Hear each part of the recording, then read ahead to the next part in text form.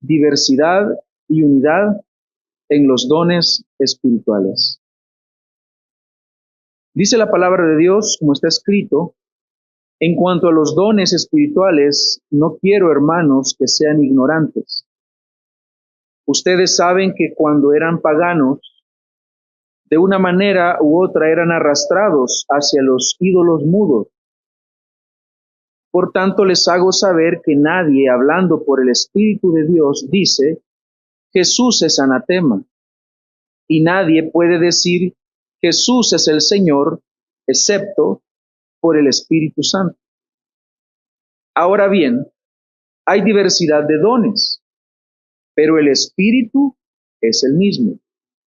Hay diversidad de ministerio, pero el Señor es el mismo. Y hay diversidad de operaciones, pero es el mismo Dios el que hace todas las cosas en todo. Pero a cada uno se le da la manifestación del Espíritu para el bien común. Pues a uno le es dada palabra de sabiduría por el Espíritu, a otro palabra de conocimiento según el mismo Espíritu, a otro fe por el mismo Espíritu, a otro dones de sanidad por el único Espíritu, a otro poder de milagros, a otro profecía, a otro discernimiento de espíritu, a otro diversas clases de lenguas y a otro interpretación de lenguas. Pero todas estas cosas las hace uno y el mismo Espíritu, distribuyendo individualmente a cada uno según su voluntad. Amén. Hasta ahí la lectura, hermanos. Recordemos, hermanos, que hay muchos aspectos que están trayendo división a la iglesia de Corinto. Si usted nota, cada uno de los aspectos que se han tratado anteriormente acarreaban división y la iglesia se fragmentaba. Los creyentes se dividían por preferencias de predicadores, por disputas sobre la libertad cristiana, por disputas o tolerancia de inmoralidad sexual. Se demandaban unos a otros en tribunales civiles, externos. Pablo había confrontado sobre el abuso de la cena del Señor. Eso también traía división. Y en lugar de edificar el cuerpo, resulta que se estaban dañando. Y este es otro aspecto más que el apóstol suma a todo lo anterior para tratar los aspectos de división que se estaban dando dentro del cuerpo, dentro de la iglesia local. Ahora vemos que aparecen los dones. Y resulta que los dones también se habían convertido en motivo de competencia y orgullo, motivo de división, algo que no debería de ser así. Había diversidad de dones. Usted puede ver de una manera básica, inicial, usted va a ver que hay diversidad. Pero esa diversidad no debe de dañar la unidad. Algunos se envanecían por tener ciertos dones que llegaron a considerar superiores a otros, particularmente el don de lenguas. ¿Quién de ustedes habla lenguas acá? Vamos a ver que hay un contexto definido y lo vamos a ahora, de hecho en esta sección que vamos a ver en esta primera parte, vamos a ver que hay una respuesta. Otros se sentían inferiores o innecesarios. La unidad del cuerpo se veía entonces amenazada porque habían perdido de vista el propósito divino de los dones. ¿Cuál era el propósito de los dones? El bien común de la iglesia. Usted puede observar en una lectura inicial, así rápida, que ninguno de los dones era para el bien particular, sino que los dones tenían un propósito comunitario. Por lo tanto, Dios, al dar los dones, está pensando en la edificación del cuerpo, no en la destrucción. Así que algo que era de Dios, algo que era divino, algo que el Señor estaba dando para el favor de la iglesia, resulta que lo habían también, como lo demás que hemos visto en esta carta, también lo habían pervertido. Y entonces se daba que aquello que es santo, que es bueno y dado para la edificación de la iglesia, se transformó en un motivo de división y de laceración y de daño los unos para con los otros. En nuestros días también se enfrentan estos peligros. Si hay, por ejemplo, una elevación de ciertos dones como señal de espiritualidad superior, ya estamos entonces empleando mal los dones. Otras pueden llegar a ignorar completamente la enseñanza bíblica de los dones. Y el apóstol Pablo empieza diciendo también, no quiero que ignoren. El apóstol Pablo quiere que la iglesia conozca, que la iglesia sepa. No podemos permitirnos ignorar sobre los dones. Muchos creyentes hoy en día viven en ignorancia sobre este tema tan importante, sin entender cómo Dios ha equipado a la iglesia para bendecir a la misma iglesia, para servir al cuerpo de Cristo. Aquellos que tenían dones olvidaban un aspecto importante, y es que los dones nunca fueron dados para un provecho personal, sino que fueron dados por el Espíritu Santo para un provecho comunitario dentro de la iglesia. Es importante que entendamos que cuando la iglesia entonces está siendo dividida por el uso de los dones, ya las cosas van mal. Y hay que hacer entonces algo. Somos los miembros del cuerpo quienes debemos cuidar al cuerpo.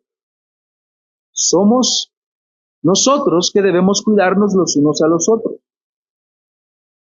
Y aquellos que no empleaban bien sus dones, estaban volviéndose instrumento de división. Así que Pablo comienza esta sección, que es muy extensa, y si usted nota, hay 3 capítulos en los cuales están involucrados los dones en esta sección de la carta. Evidentemente la extensión que denota importancia. La extensión del tema tratado implica que para el apóstol Pablo es importante también y que debe de ser considerado. Desde el capítulo 12 hasta el 14, él establece verdades fundamentales. Por ejemplo, que hay diversidad de dones, que todo es por el Espíritu, que es Él quien distribuye como Él quiere estos dones. También Él nos enseña que hay diferentes funciones, pero que hay un solo cuerpo, una sola iglesia que debe de ser edificada. Entonces, hay una tensión acá que debemos de sostener. Debemos de celebrar la diversidad de dones, sin sacrificar la unidad. Empecemos entonces viendo cómo se nos habla acerca del paganismo al principio. En cuanto a los dones espirituales, no quiero, hermanos, que sean ignorantes. Ustedes saben que cuando eran paganos, de una manera u otra, eran arrastrados hacia los ídolos. Por tanto, les hago saber que nadie, hablando por el Espíritu de Dios, dice, Jesús es anatema, y nadie puede decir Jesús es el Señor, excepto por el Espíritu Santo. Hay una importancia aquí que el apóstol Pablo plantea. Él dice, no quiero que ignoren, por lo tanto es importante no ignorar esto. Unidos a la misma intención del apóstol Pablo, nosotros debemos también atender lo mismo. Pablo va a introducir aquí el tema con una frase que usa repetidamente en la carta. Dice en cuanto a. Lo ha dicho anteriormente. ¿Qué significa? Como lo hemos dicho también en otras ocasiones, ellos habían tenido cierta interacción probablemente a través de cartas, probablemente a través de alguna correspondencia que se habían enviado. Ahora dice en cuanto a, porque ya habían interactuado, y esta es la quinta vez que se usa esta manera de responder a las preguntas específicas de los corintios. Evidentemente le habían escrito preguntando sobre los dones. Y él dice, no quiero que sean ignorantes. No quiero que sean ignorantes. La palabra aquí, en el griego, significa que es alguien a que le falta cierto conocimiento. Le falta cierto conocimiento y por lo tanto es ignorante en algo.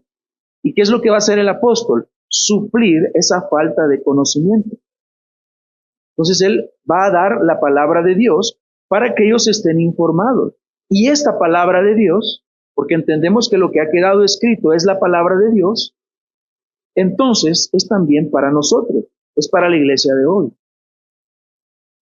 Estar en esta ignorancia, hermanos, en cuanto a temas espirituales, nunca va a ser algo bueno, va a traer daño. Estar en tinieblas en cuanto a conocimiento y en cuanto a espiritualidad es algo dañino y horrendo de lo cual nosotros debemos de huir.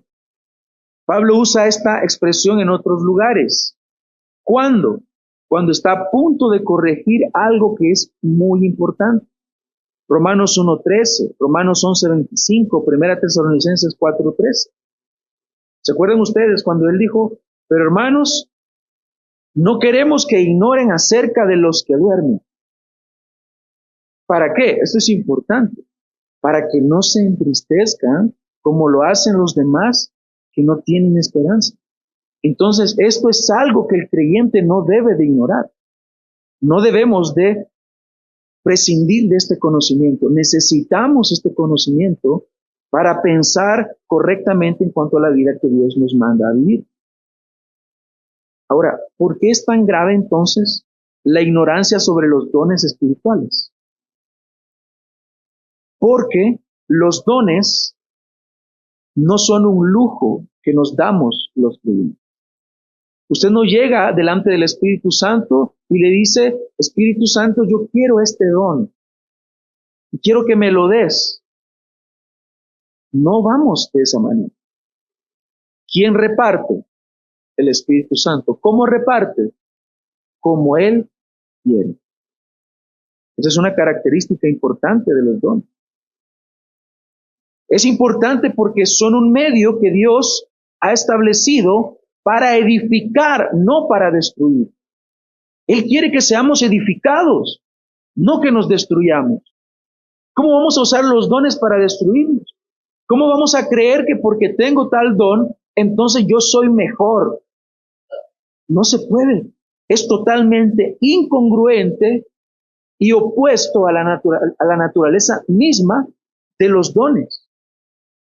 Así que una iglesia que ignora sobre los dones es como un ejército que no sabe usar sus armas, o un cuerpo cuyos miembros no saben para qué fueron diseñados. Usted en el griego, si revisa el texto griego, usted no va a encontrar específicamente dones.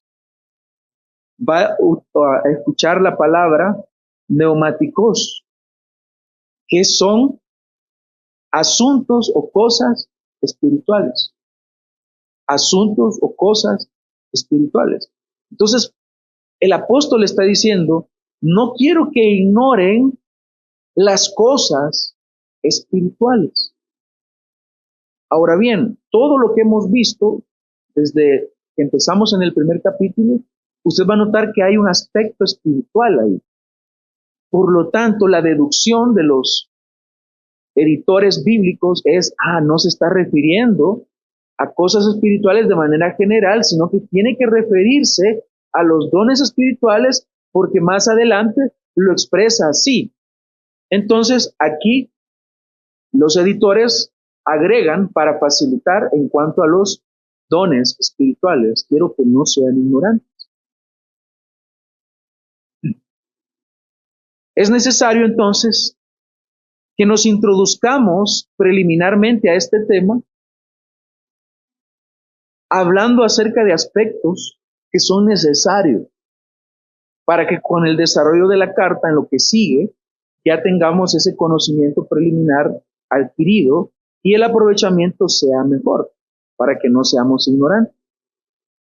Entonces nos vamos a introducir con algunos aspectos que usted no los va a ver directamente en el texto, pero sí están en otros textos, para poder enriquecer la introducción a estos temas, porque, como le he dicho, el apóstol Pablo los va a ir desarrollando a lo largo de 3 capítulos y los temas se vuelven, el tema es muy extenso. En la Biblia usted va a encontrar la palabra charis, que significa gracia, charis, que significa don como un regalo, algo que se regala. Por ejemplo, usted recordará Efesios 2:8, porque por gracia somos salvos, soy salvo. Pero también usted va a encontrar la palabra carismata, que esta palabra son los dones espirituales, que es a lo que aquí se refiere Pablo. Él está hablando de carismata, carisma.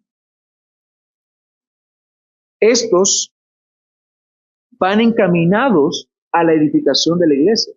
¿Son por gracia? Sí, porque nadie merece los dones. La gracia ha sido dada particularmente a cada uno en cuanto a la salvación. Y en el caso de los dones, son dados a personas con el propósito de que la iglesia sea edificada. Vea cómo el Señor no nos manda sin armas. El Señor nos manda con medios de gracia. El Señor nos manda con lo que requerimos para la vida cristiana. Por lo tanto, tener estos dones, podemos decir, hermanos, que es parte de la gracia que Él manifiesta a los hombres. Pero también hay un aspecto de gracia común. ¿Por qué? Porque si usted no es cristiano y usted está en la iglesia como un asistente o aún como un miembro, pero no es cristiano, usted puede beneficiarse ¿de qué? De los dones. Una persona puede llegar a ser recibida en una iglesia y no ser creyente. Y el apóstol Pablo les dijo a los pastores, de entre ustedes se van a levantar falsos maestros, lobos. Un pastor puede ser pastor y llegar a tener oratoria, entender de hermenéutica y exégesis y no ser salvo. Eso es algo delicado. ¿Por qué?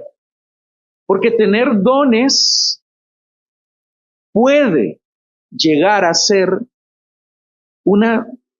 puede no ser una señal de salvación. Escúcheme esto, delicado. Veamos algunos textos que nos hablan eso. ¿Y por qué, antes de continuar, por qué debemos de decir esto? Para que la confianza no esté en los dones, sino en Cristo. Mateo 7:22, muchos me dirán en aquel día, Señor, Señor, ¿no profetizamos en tu nombre? Y en tu nombre echamos fuera demonios, y en tu nombre hicimos muchos milagros. ¿Qué hicieron? Echaron fuera demonios, profetizaron e hicieron muchos milagros. ¿Tenían dones, sí o no?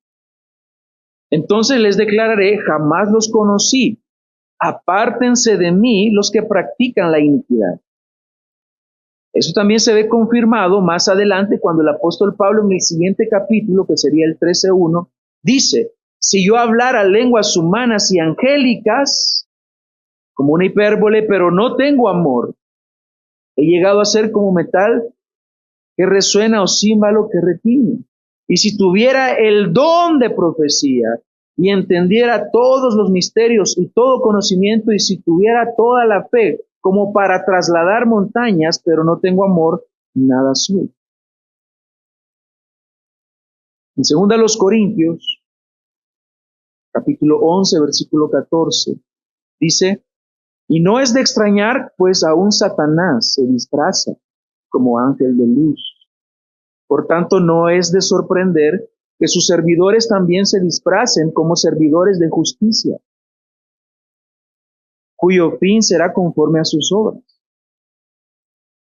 Es aquí entonces, hermanos, cuando el asunto se torna complicado para la iglesia.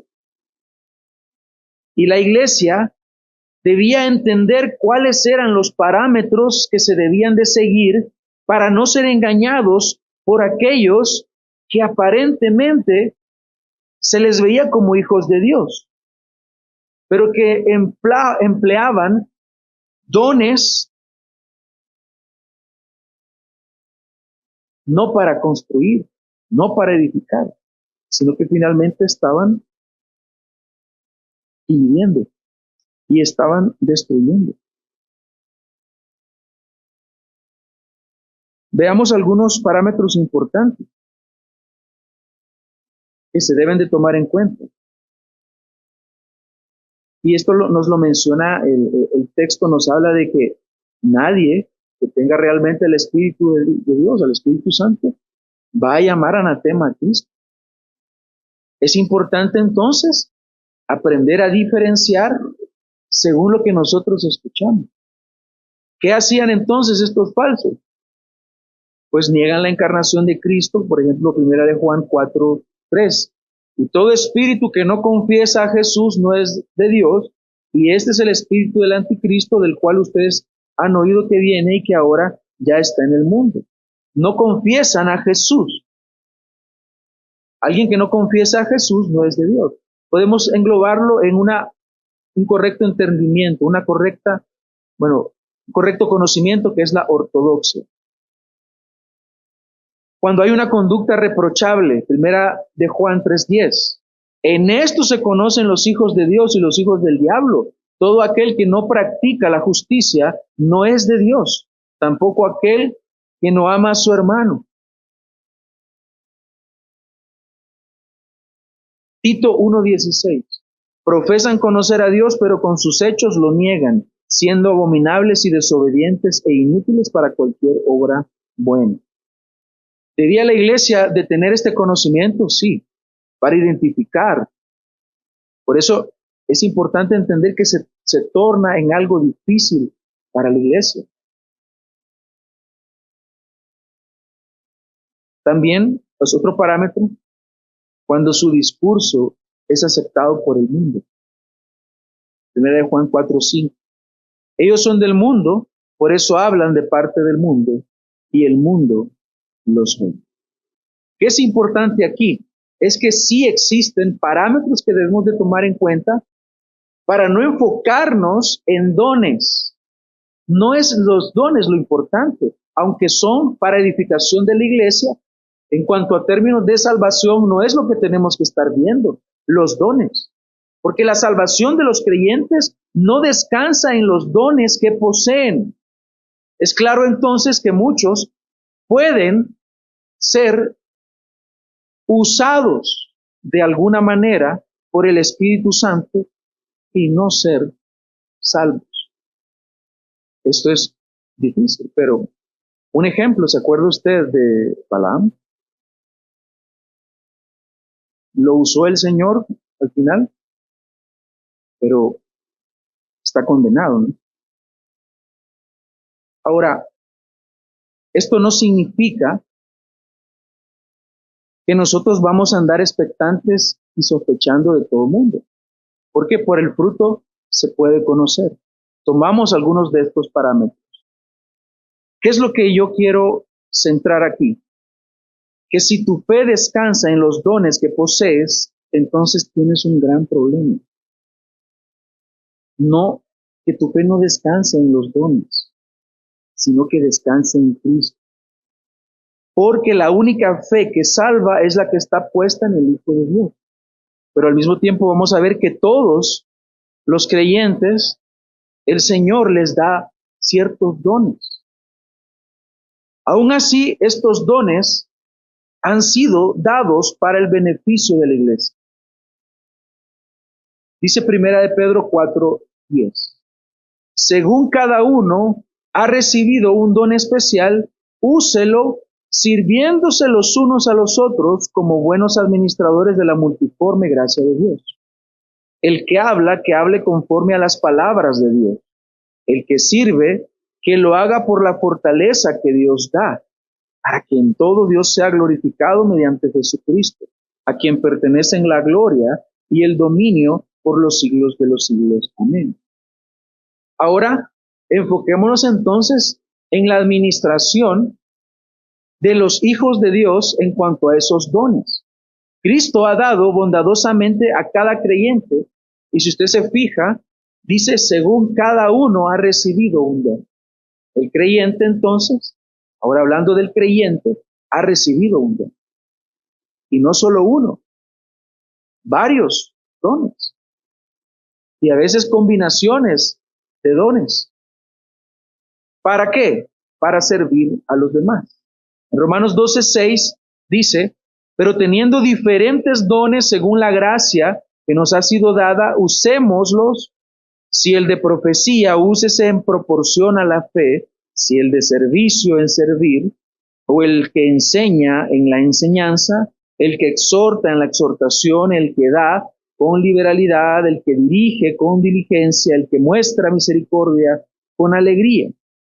Entonces los dones espirituales reflejan más sobre la gracia del dador que los da, que de la condición de gracia del receptor. Dice Sinclair Ferguson, cuando Pedro dice, como cada uno ha recibido, pretende mostrar que solo Dios es la fuente y el dador de todo don. ¿Que a quién lo da? A los que Él quiere, se los da a los hombres. En el momento de tu conversión, el Señor te dio dones, esas capacidades para edificar a la iglesia. De estos dones no puedes gloriar, porque el Señor los da. Ningún creyente debería de presumir del don que tiene, porque sería totalmente contrario al carácter de la gracia que se lo ha impartido. Así que los dones manifiestan gracia. En el Nuevo Testamento podemos encontrar dos categorías básicas de dones. Y aquí con esta sección vamos a resolver muchas de las preguntas e inquietudes que podamos tener hoy. En primer lugar, están los dones de señales temporales. Los dones de señales temporales. Estos también algunos los conocen como dones milagrosos. El Nuevo Testamento nos describe al menos 10 dones temporales y milagrosos que al mismo tiempo se pueden subdividir en otras dos categorías. Están los dones de señales temporales y abajo de estos dones podemos encontrar dos categorías. ¿Cuáles serían estas? Los dones de revelación, que eran de apóstol, profecía, distinción de espíritus, palabra de sabiduría y palabra de conocimiento. Como el Nuevo Testamento no había terminado de escribirse, Dios usó estos dones para revelar su verdad a la iglesia. Los dones para la confirmación eran milagrosos. ¿Cómo se confirmaba? Mediante señales. El don de sanidad, las lenguas y la interpretación de idiomas. Estas eran señales o marcas que identificaban a los verdaderos apóstoles en el primer siglo. Encontramos Que por ejemplo en 2 Corintios 12:12 dice, entre ustedes se operaron las señales de un verdadero apóstol, con toda reverencia, por medio de señales, prodigios y milagros. ¿Qué hacían entonces estos dones milagrosos? Pues nos mostraban quién era un apóstol, quién era un enviado del Señor, alguien que había que escuchar. El propósito de los dones de señales era autentificar a los apóstoles y su mensaje. Por eso nosotros encontramos ese tipo de señales en el libro de los Hechos. En el caso de los apóstoles, su mensaje era una auténtica revelación de la palabra de Dios. Lo que los apóstoles instruyeron era la verdadera palabra de Dios. Este tipo de revelación continuó hasta que la palabra escrita se completa a finales de los años 90 después de Cristo. Luego, esa palabra escrita, que fue redactada por los apóstoles y quienes pues les ayudaron, algunas fueron escritas directamente del puño del apóstol Pablo, otras utilizó un amanuense, un escritor que le ayudara. A partir de ese momento, entendemos que esa palabra se convierte en auténtica por el poder del Espíritu Santo, porque la palabra escrita de Dios estaba completa. Ya no había necesidad de dones y de señales milagrosas, porque hasta ahí entonces termina la revelación. A partir de ahí ya no hay más necesidad de señales de este tipo. ¿Por qué? Porque ya se terminó. Por eso son temporales. Ahora, la segunda categoría que encontramos son los dones de edificación permanente. Estos se pueden encontrar, por ejemplo, en las listas que vamos citando, que no son exhaustivas, sino que de pronto cambian, de pronto hay un don que no está mencionado y en otra lista sí. Romanos 12:6, 1 Corintios 12:8 y Efesios 4:11. Y aquí vemos que hay diferentes dones de edificación que son permanentes. Enseñanza, exhortación, pastor maestro, ayuda, administración y misericordia. Sin embargo, estos 8 dones no son exhaustivos, simplemente representan la diversidad del potencial de los dones del Espíritu Santo. En cualquier caso, estamos hablando de una capacidad provista por el Espíritu Santo para edificar a la iglesia. Así que cuando nosotros hablamos de dones, no estamos pensando en aspectos extraordinarios. Estamos hablando que el Señor quiere edificar a la iglesia. El Señor quiere traer una bendición para la iglesia. Él quiere que la iglesia sea edificada, sea sostenida. Para eso se necesita la enseñanza. Pero yo cuando enseño, yo no estoy hablando como hablaba el apóstol Pablo en el primer siglo. O si un hermano se para aquí y enseña la palabra de Dios, él está hablando de parte de Dios, sí, pero lo que él está diciendo no puede ser escrito en unas hojas y pegarlo nosotros a la palabra de Dios, porque el canon bíblico está cerrado. Se necesita de misericordia. Hay algunos hermanos que tienen mayor misericordia. Todos debemos de manifestar misericordia, sí, pero hay hermanos que el Señor los ha dotado y les ha dado una capacidad muy especial. Y de pronto, al percibir que el Señor ha obrado en él, dice, yo no era así antes, pero el Señor me ha ayudado. Y ahora para mí es más claro ver que existe necesidad de obras de misericordia y yo las hago. Y animo a otros a hacerlo. En cualquier caso, lo que se busca, hermanos, es edificar permanentemente a la iglesia. No es que cada creyente reciba un solo don, más bien el Espíritu Santo utiliza estos dones permanentes y los puede llegar a combinar, de manera que la iglesia es edificada. Entonces, debemos entender que existen estos tipos de dones, o existieron algunos dones que solamente eran temporales para un tiempo específico.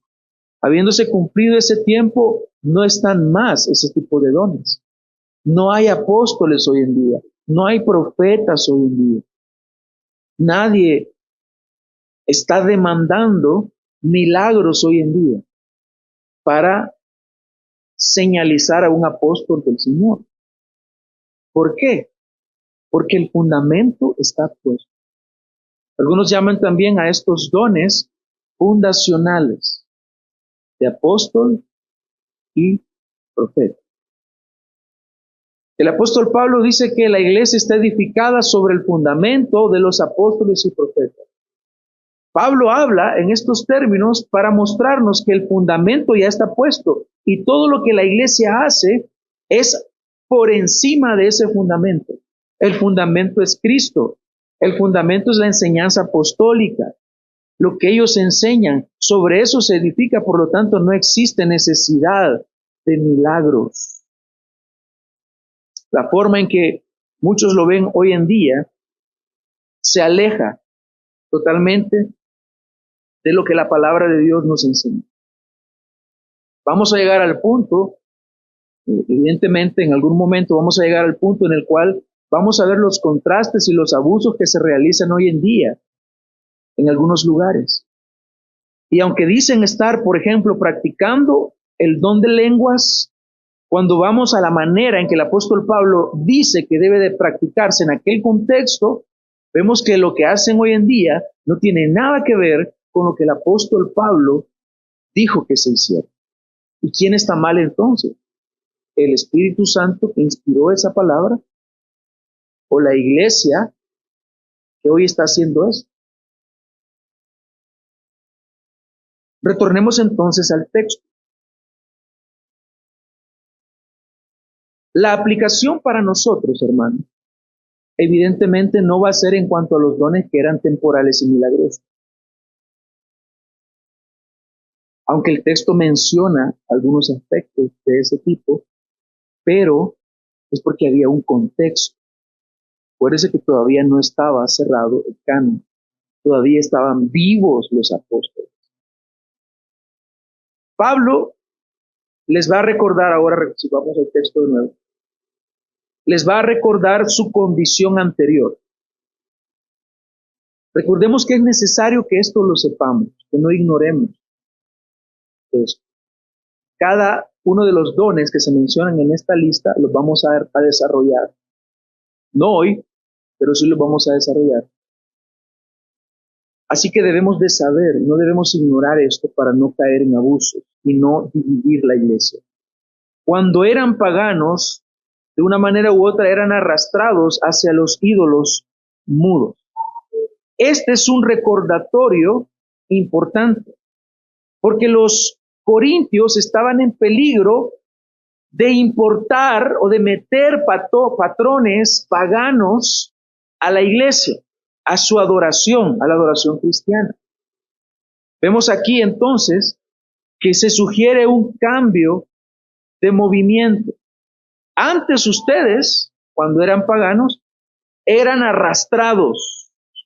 Dice antes, cuando eran paganos. Pero hoy les está diciendo, ya no son paganos. Era un peligro que ellos tenían. En el paganismo eran arrastrados. Arrastrados. En el griego implica una voz pasiva, es decir, hay algo que ejerce esa influencia en el sujeto. Ser arrastrados significa eso. En el griego se distingue eso, la voz pasiva y la voz activa. La voz pasiva implica que al ser arrastrados, indica que no tenían el control. Eran llevados de aquí para allá. sin voluntad propia, bajo el poder de fuerzas espirituales engañosas. Por eso los ídolos aquí son descritos como mudos. La palabra aquí es áfona. Escuchado, ando afónico. No puedo hablar. El punto de Pablo es, en una vida pasada, los corintios llegaron a experimentar fenómenos espirituales, aspectos de éxtasis religiosos, experiencias emocionales que fueron intensas, porque eran arrastrados por esas formas que ellos tenían de adoración. Pero todo eso venía del reino de las tinieblas, a través de esos ídolos. Así que no todo lo que es sobrenatural es del Espíritu Santo. Hay aspectos que las personas experimentan que están relacionados al mundo de las tinieblas. Y por eso necesitan discernimiento. Les dice, en ese tiempo actuaron con ignorancia, actuaron en la oscuridad de su mente, pero ahora no debe de ser así. Primera de Timoteo 1:12 dice, doy gracias a Cristo Jesús, nuestro Señor, que me ha fortalecido porque me tuvo por fiel poniéndome en el ministerio, aun habiendo sido yo antes, ¿cómo era? Blasfemo, perseguidor y agresor. Sin embargo, se me mostró misericordia porque lo hice por ignorancia. Estaban en ignorancia, dice, en mi incredulidad. Pero la gracia de nuestro Señor fue más que abundante con la fe y el amor que se hallan en Cristo Jesús. También en Efesios 4:18 dice, ellos tienen entenebrecido su entendimiento, están excluidos de la vida de Dios por causa de la ignorancia que hay en ellos, por la dureza de su corazón. Habiendo llegado a ser insensibles, se entregaron a la sensualidad para cometer con avidez toda clase de impurezas. Pero ustedes, y viene nuevamente el contraste de Pablo, no han aprendido a Cristo de esta manera. Entonces, hermanos, surge la necesidad de que la iglesia conozca para que pruebe los espíritus. Y es aquí donde él mete la prueba de la obra del Espíritu. No podemos ser ignorantes, la necesidad de conocer es apremiante y al mismo tiempo nos presenta las herramientas que podemos utilizar. Ya hemos adelantado algunas para enfocarnos ahora solo en la que nos muestra el apóstol. Dice, nadie hablando por el Espíritu de Dios dice Jesús es anatema y nadie puede decir Jesús es el Señor excepto por el Espíritu Santo. Hermanos, es entonces necesario probar los espíritus. Primera de Juan 4:1. No crean a todo espíritu, sino prueben los espíritus para ver si son de Dios, porque muchos falsos profetas han salido al mundo. Entonces es necesario que se prueben los espíritus. La palabra que está utilizando el apóstol es anatema, que significa maldito. Maldito significa dedicado a la destrucción, significa separado de Dios para juicio. Creo yo que es el término más fuerte que se puede utilizar para expresar un repudio. ¿Por qué menciona Pablo esta posibilidad? Porque aparentemente algunos en Corinto, bajo una supuesta influencia del Espíritu, habían pronunciado maldición contra Jesús. O al menos podríamos decir que habría cierta confusión en cuanto a este asunto. Si el apóstol lo menciona como un elemento importante para que ellos se den cuenta, significaría que probablemente se había dado el caso, donde alguien que decía que tenía el don, algún don, había expresado una palabra de maldición en cuanto a Jesucristo. La verdad, hermanos, es absoluta. Ninguna persona, hablando genuinamente bajo la influencia del Espíritu Santo, jamás va a maldecir a Jesús. Jamás le va a quitar algún aspecto divino, jamás le va a quitar algún aspecto humano. El Espíritu Santo lo que hace es que glorifica a Cristo, no lo deshonra. Es lo que les está diciendo. Por otro lado, también él habla y dice que nadie puede decir Jesús es el Señor, el Curios. Nadie puede decir Jesús es el Señor si no es por la obra del Espíritu Santo. ¿Qué es lo que sí dice alguien que conoce al Señor? Que Él es el Señor. Esta confesión de que Jesús es el Señor era una declaración muy importante de la fe cristiana en el contexto del primer siglo. No es una mera repetición de palabras. Era algo muy importante.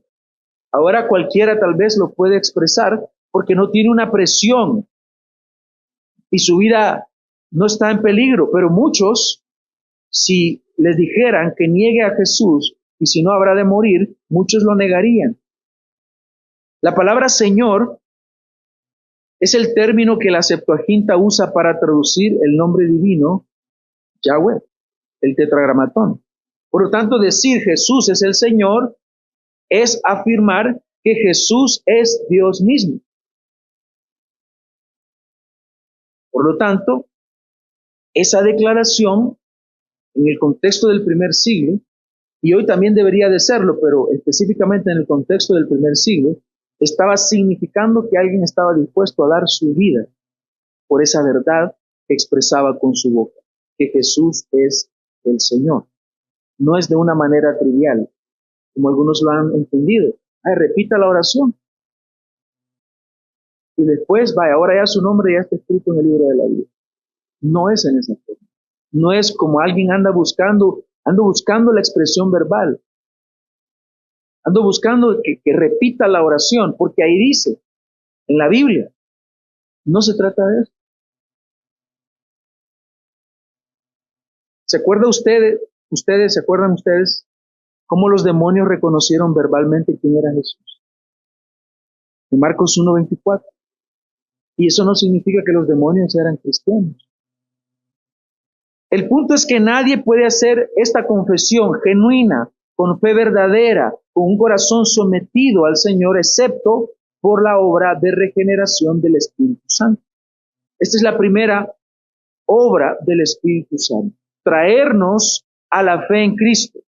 Él nos regenera, y una vez hemos sido regenerados, podemos creer, si no, ¿cómo vamos a creer estando muertos? Creemos porque Él ha obrado en nosotros. Él abre nuestros ojos espirituales para que podamos conocer a Jesús, el Señor. Así que todo don espiritual posterior fluye de esta obra fundamental que el Espíritu Santo hace en el creyente. Si el Espíritu Santo no ha hecho primero esta obra de regeneración, ningún don espiritual está presente sin importar cuán impresionantes sean las manifestaciones externas. Hay gente que piensa que porque cuando ora siente que la gente se sana, entonces ya eso le está diciendo que es hijo de Dios. Nuevamente, ¿cuál es el error? Confiar en las obras que se dan por medio de lo que cree que tiene. Nuevamente, nuestro enfoque debe estar en Cristo Jesús, en Cristo Jesús, en Cristo Jesús. Tú eres salvo no por los dones que crees que tienes o que tienes. No eres salvo por eso. Por lo tanto, tu enfoque no debe de estar en los dones. No veas tus dones, porque estos que se presentaron o que se van a presentar en aquel día, como dice el Señor, muchos me dirán en aquel día, ¿en qué estaban confiando? En los dones. Estaban confiando en tus milagros. Vea lo delicado que es. Y ese es el punto. Porque si tú te enfocas en el Evangelio, te enfocas en Cristo, consecuentemente entonces el uso de tus dones será para edificación y no destrucción. Pero si estás confiando en lo que haces, es que yo soy el que más da, yo soy el que más misericordia tiene, yo soy el que mejor enseña. De ahí entonces estás yendo en el sentido contrario del que van los dones. Ahora, en el versículo 4, dice, ahora bien, hay diversidad de dones, hay muchos dones, hay diversidad, pero al mismo tiempo el apóstol Pablo va a aterrizar en que hay unidad. Hay diversidad, sí, pero también hay unidad. Ahora bien, hay diversidad de dones, pero el Espíritu es el mismo. Y ahora vamos a ver rápidamente que esto es un asunto trinitario. Vea usted que las tres personas de la Santa Trinidad están aquí involucradas. Ahora bien, hay diversidad de dones, pero el Espíritu es el mismo, el Espíritu. Hay diversidad de ministerios, pero el Señor es el mismo. ¿Quién es el Señor? Cristo. Y hay diversidad de operaciones, pero es el mismo Dios el que hace todas las cosas. Vemos entonces una estructura trinitaria en los dones. Estos tres versículos nos dan un hermoso patrón trinitario que revela cómo el Dios Trino trabaja en la distribución y en el ejercicio de los dones espirituales. Pablo menciona tres elementos en cada versículo, pero el énfasis recae en la unidad. Versículo 4, diversidad de dones, pero el Espíritu es el mismo. Diversidad de ministerios, el Señor es el mismo. Y diversidad de operaciones, pero es el mismo Dios el que hace todas las cosas en todo. Usted podrá decir, bueno, te acepto que cuando dice Señor se refiere a Cristo porque es el Kyrios, pero al mismo tiempo, alguien puede decir, pero en cuanto al Padre, no creo que cuando dice Dios se refiera a Él. Pablo usa la fórmula Dios nuestro Padre para referirse al Padre. Romanos 1:7. Gracia a ustedes y paz desde Dios nuestro Padre y el Señor Jesucristo. Dios Padre. Primera a los Corintios 1:3. De Dios nuestro Padre y del Señor Jesucristo. Primera a los Corintios 8:6. Para nosotros hay un solo Dios, el Padre. Gálatas 1:1. Y Dios el Padre. Hay una lista extensa, pero ¿cuál es mi punto? Que no es solamente en este texto, sino en diversos textos que el apóstol Pablo, para referirse al Padre, ocupa la palabra Dios. En otras situaciones dice Dios Padre. En otras situaciones solamente menciona Dios. Pero también lo hace Santiago, dice Santiago 97, delante de Dios y Padre. Santiago 3:9, al Señor y Padre. El apóstol Pedro, primera de Pedro 1:2, según el previo conocimiento de Dios Padre. Entonces, cuando dice Dios, en este texto por la estructura que está siguiendo, ¿a quién se refiere? Al Padre cuando dice Dios. Por lo tanto, sí vemos una estructura trinitaria acá. Es intencionalmente repetitivo. ¿Por qué no dijo una sola vez? El unicitario entonces quede acá. El apóstol Pablo podría mencionar solamente uno, pero menciona con intencionalidad esa distinción.